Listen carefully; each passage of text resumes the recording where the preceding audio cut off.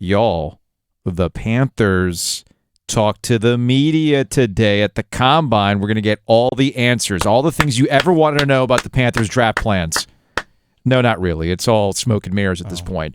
But there are some interesting things that I picked up on today from the media availability. Let's start with Frank Reich, new head coach of the Carolina Panthers, and the big shiny object this week, Derek Carr. Met with the Carolina Panthers. An additional report that they're going to have a follow-up phone call with the free agent QB on Monday. Here's Frank Reich on his conversation with Derek Carr. Derek is an excellent leader. He's an excellent passer. He's very accomplished. You look at the fit. How does it fit with our team and our locker room? It checks a lot. He checks a lot of boxes that you're looking for in a quarterback. There's no question, and that's why he is where he is at this point in his career. And the opportunity. It's a unique opportunity to talk to someone of that caliber as a player and as a person. So we didn't take that for granted. So that's Frank Reich talking about Derek Carr. I don't know about you, Joe, but that sounds like a guy who's pretty sold on what Derek Carr can do. You might want to add him to your team, right? I don't think there's any bad answer for the Panthers. I'm going to say that. All right.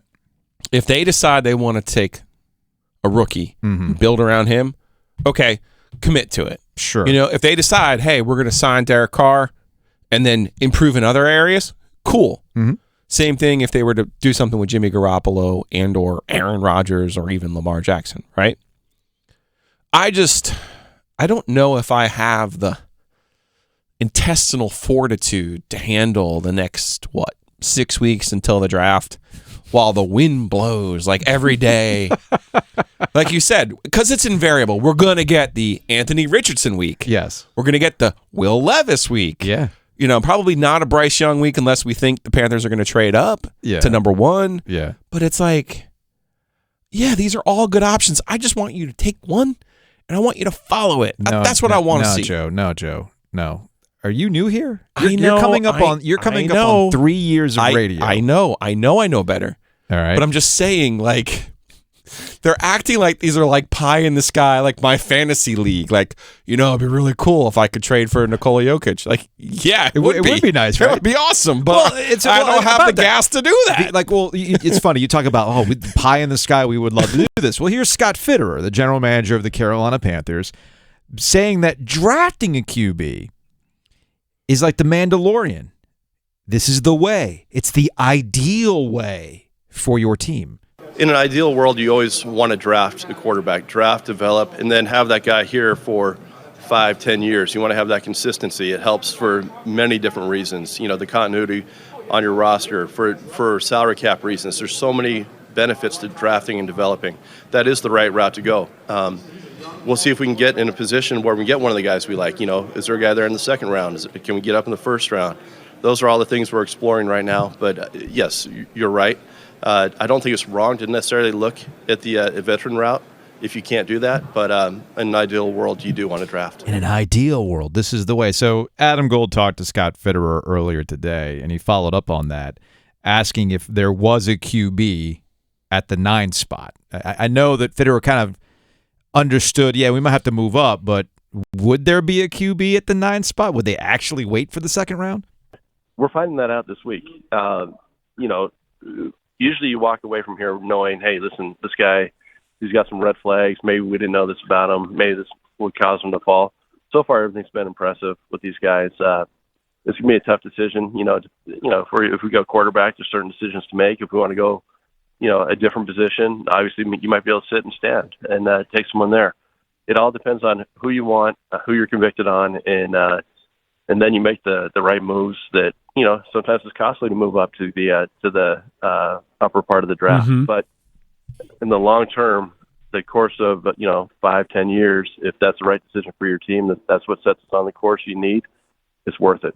Sometimes this, sometimes that, 5 to 10 years from now, blah, blah, blah, blah, blah. Here's where I start to get annoyed with the pie in the sky thinking. It's kind of like what you were annoyed with Matt Rule. We're just going to go get ourselves the next Patrick Mahomes. That's our plan. Because that's easy to do. You're the first one who's thought, I know what we're going to do for Super Bowl We're just success. going to get Tom Brady in the 6th round. That's what we're going to do because it's really easy to do.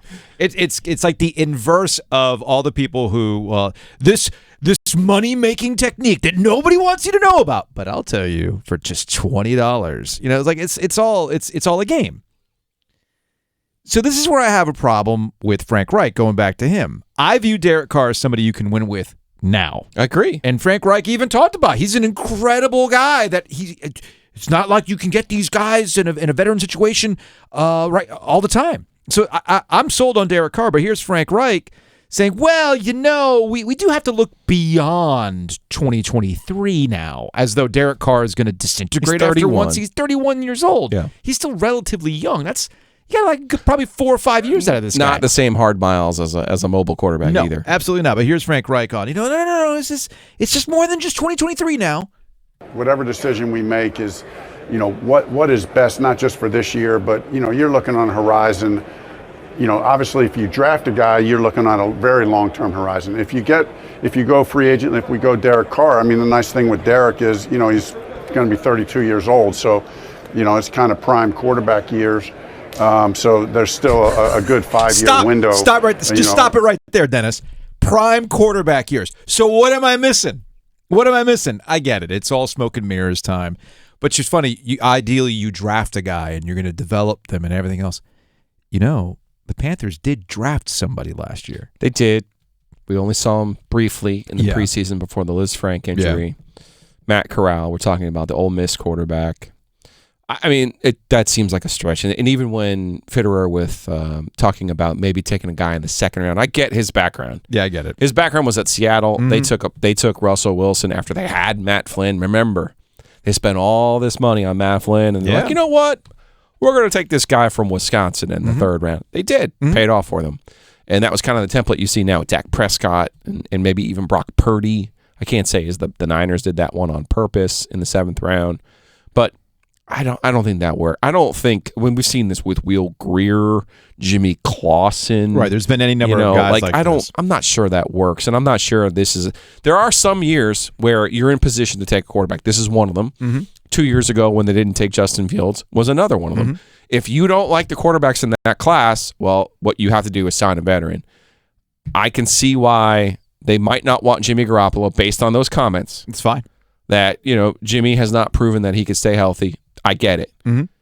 But that does kind of either leave you with Carr, who they're obviously openly talking about, or potentially a move with Lamar Jackson. And we haven't heard anything about that because he's obviously basically under a deal with Baltimore. Yeah. To me, that's too rich for them. To me, the best play is trade the 9th pick to Baltimore, come up with a package to Baltimore. I think he would be the best possible option. Do you want the best possible option? And he's 26 years old? That's the play for me. But I don't know if given Frank Reich and his own background, I don't know, because remember, Frank Reich wasn't all that interested in Jalen Hurts. He wasn't. Right? That's why he's not the coach. That's why Derek Carr is probably going to be the choice.